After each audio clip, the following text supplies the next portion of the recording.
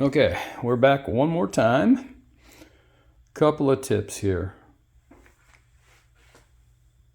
Do not do the collar thing like I did. This has been a nightmare. I actually had to reorder a... originally I had bought these steel ones and I couldn't even get a drill to drill through them to mount the column to it. You can see that I've mangled this fairly well and drilled a bunch of holes, but I think I finally got it. I had to reorder an aluminum collar. I've drilled and tapped 1/4x20 holes here. I have 4 of them on this collar, and this all assembles actually fairly well. Sorry for the camera work here. I'm just doing this with one hand. So I have dimpled and used red Loctite on these bolts to lock them in.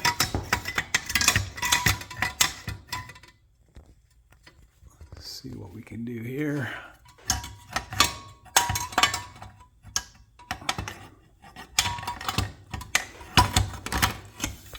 So I have everything marked and clocked and lined up. This is the bottom here where the wires come out. So that clocks to there. You can see all my extra holes and everything. So what I would highly recommend here is, instead of this collar, if you have a lathe, if you can go to a machine shop, get a, I don't know, this is only 9/16 thick. I cut quite a bit off of the housing on the steering motor.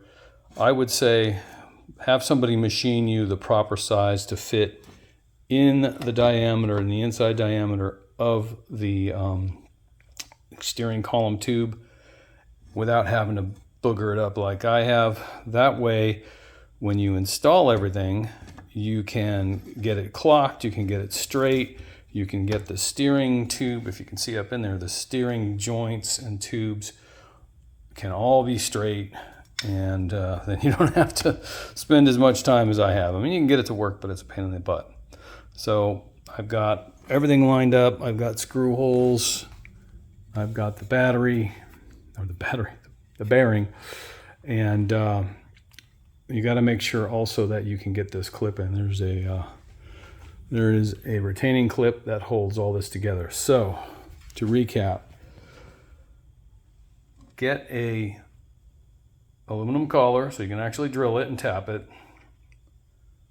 Get a, if you're going to do this, I highly recommend not getting this type of collar, but get a machined aluminum collar with the right diameters and install that properly. Make sure you got your clip in there, and then if you can, eliminate this joint with just a straight shaft. If you can do a straight shaft that goes from this motor, welded on, and goes straight shaft into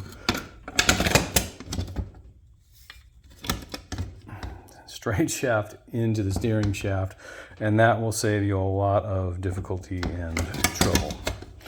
But I do have it together. I'm going to start reassembling it. I've got it clocked correctly for the car, and I've got everything. Because I was waiting for this collar, I ended up spending a ton of time.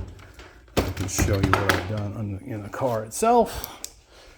So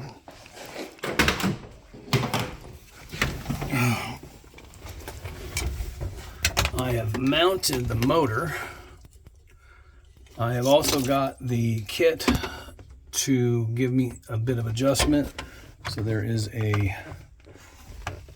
knob with a potentiometer right there that hooks to the black box that adjusts the voltage output of the motor. Make sure here you use really thick wire. I believe I used 10 gauge. I think the gauge of the wire is 8 gauge on the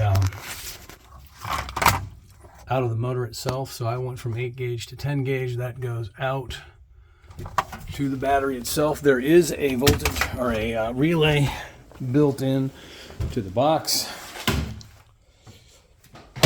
So I went straight out here, comes out there, goes all the way over to here to my mess of a battery terminal, but I had to add that extra just because I've got so much stuff going in here from fuel injection and all the other components that are wired up. That other fuse panel, everything goes here, but this is the wire here with a 40 amp fuse going to that motor.